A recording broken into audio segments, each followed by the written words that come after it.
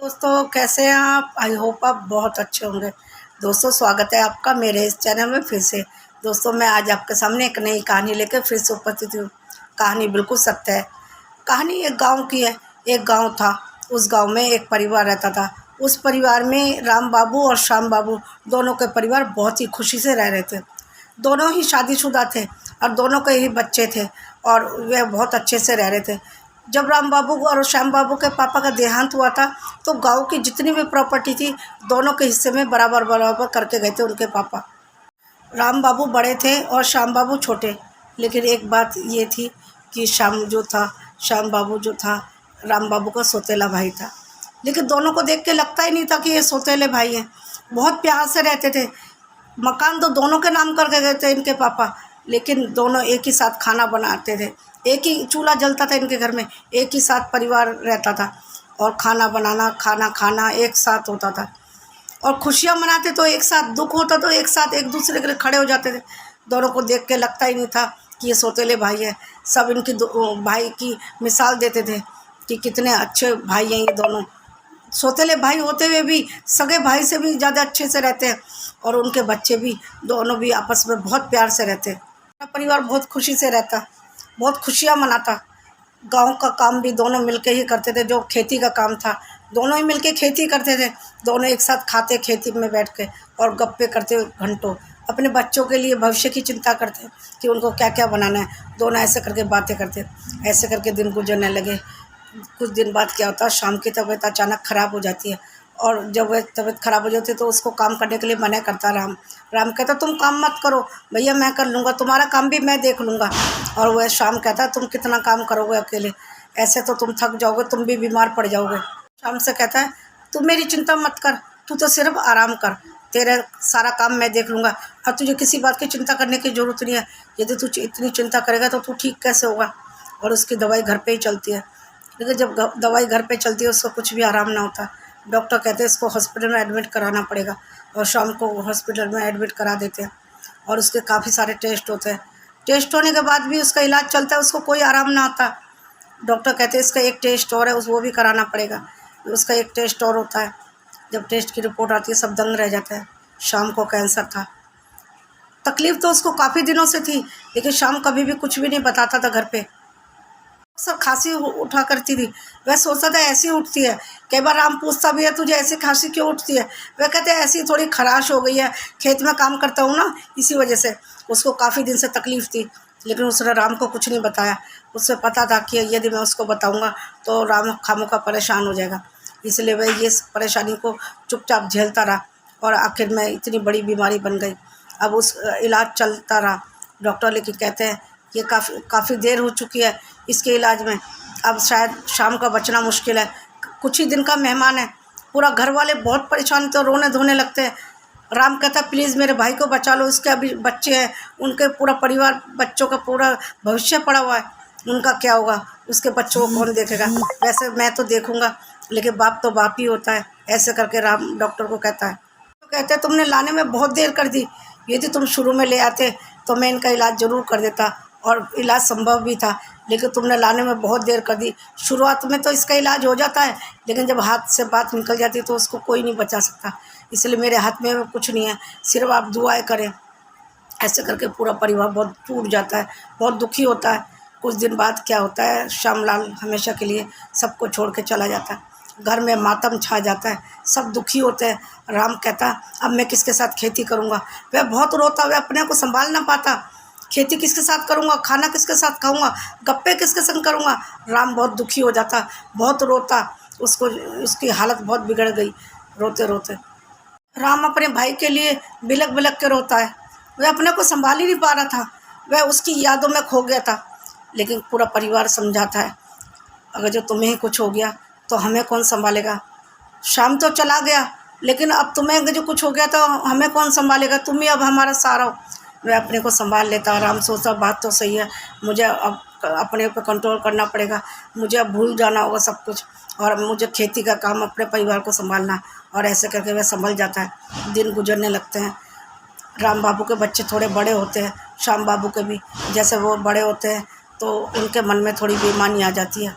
राम बाबू के बच्चे जो हैं उनके मन में बेईमानी आ चुकी थी। अपने पापा को सिखाते हैं कि क्यों ना, वो आपके सगे भाई थोड़ी थे, और इनकी सारी प्रॉपर्टी क्यों ना हम अपने नाम कर दें।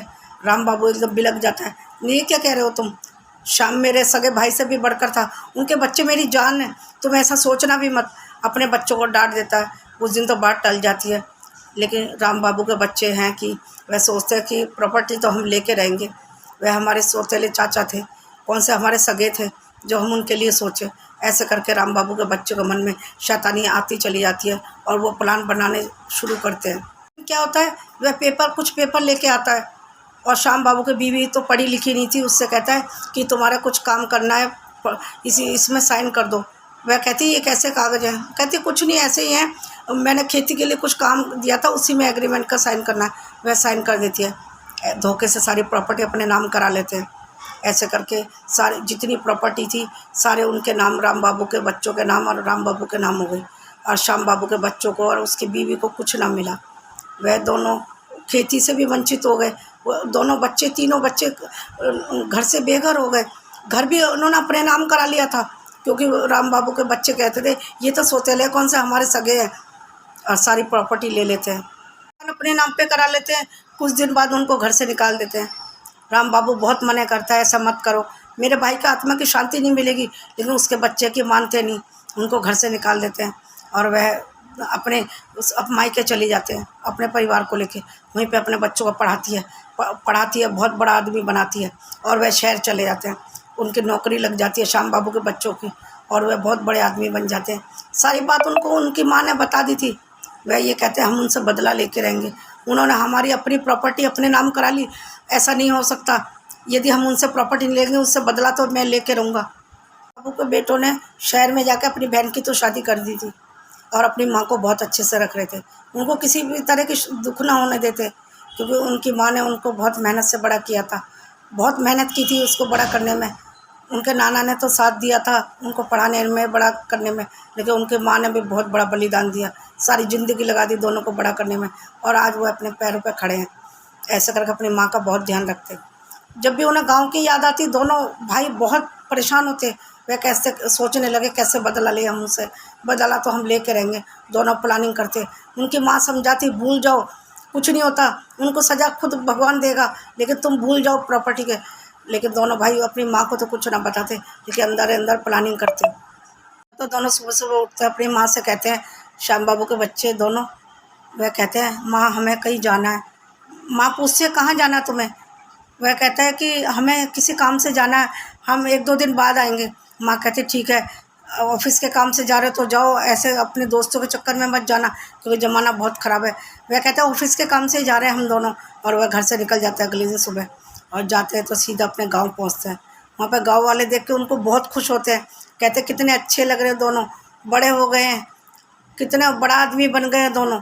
ऐसे करके उनको तो पता था कि शहर में जाके वो नौकरी करें, पूरे गांव वाले जानते थे कि उनकी माँ ने उनको मेहनत करके कितना बड़ा आदमी बनाया। और वह सीधा अपने अपने ताऊ के पास पहुंचते हैं। ताऊ के पास पहुंचने के बाद ताऊ बहुत खुश होते हैं, देखते हैं कि हमारा भतीजा आया, उससे बहुत प्यार से बात करते हैं, अपने भतीजे से मिलकर बहुत खुश होता है। लेकिन जो श्याम बाबू के दोनों बेटे थे वह तो बहुत गुस्से में थे। वह कहते हैं कि तुम्हारे बेटे कहाँ हैं, राम बाबू से पूछता है। वह कहता है क्यों, क्या हुआ। कहते हैं कि उनको बुलाओ। राम बाबू समझ जाता है जरूर कोई गड़बड़ है। वह उससे कहता है बेटे बैठो, पहले चाय पानी पियो।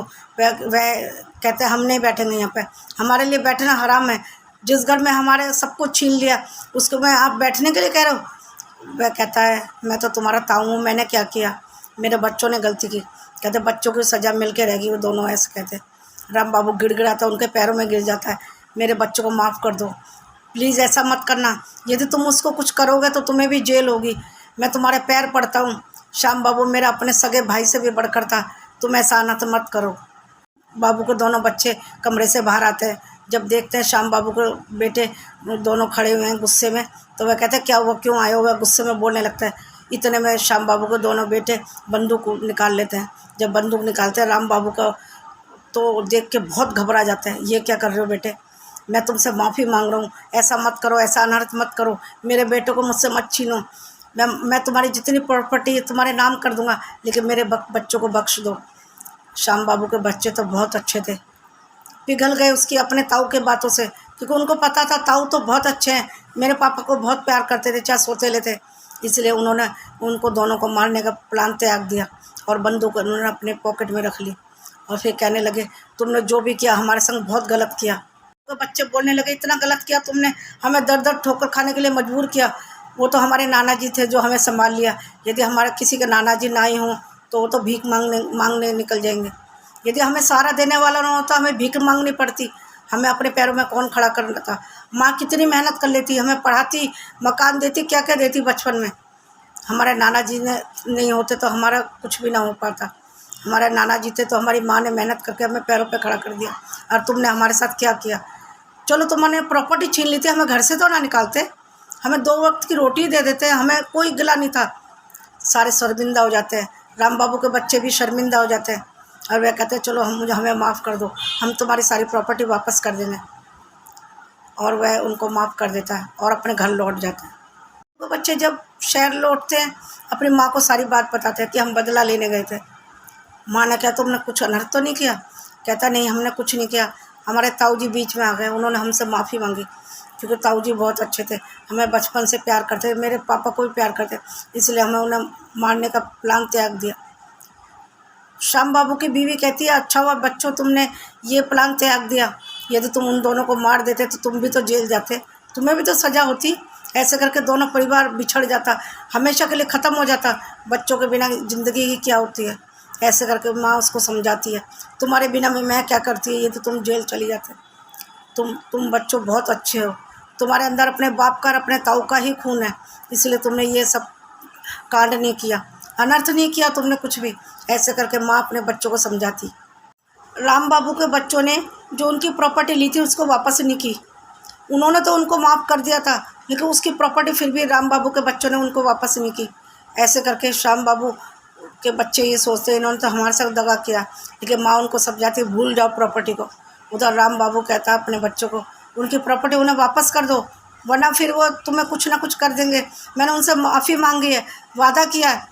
उनके बच्चे हैं कि वह कहते हैं हम तो नहीं करेंगे। राम बाबू क्या करता है, एक गोली उठाता है और अपने एक बेटे के सीने में दाग देता है। उनका एक बेटा हमेशा के लिए मर जाता है, राम बाबू को जेल की सज़ा हो जाती है।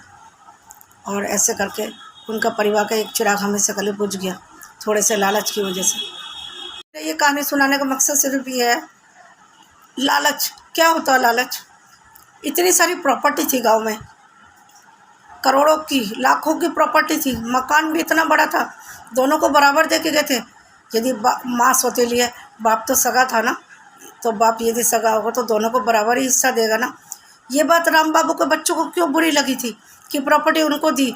बच्चे तो उनके भी सगे थे, माँ ही तो सौतेली थी, बाप तो सगा था ना, बाप अपनी प्रॉपर्टी दोनों बच्चों को ही तो देगा।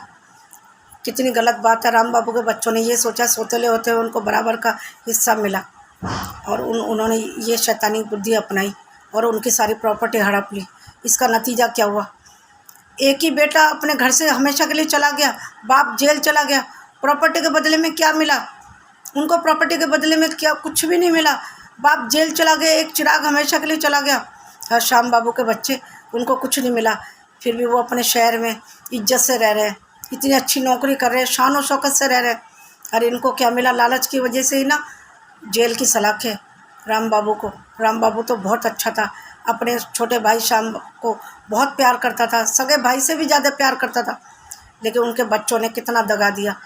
कहते हैं कि संस्कार माँ बाप से मिलते हैं, संस्कार माँ बाप से मिलते तो राम बाबू के बच्चे ऐसे क्यों होते।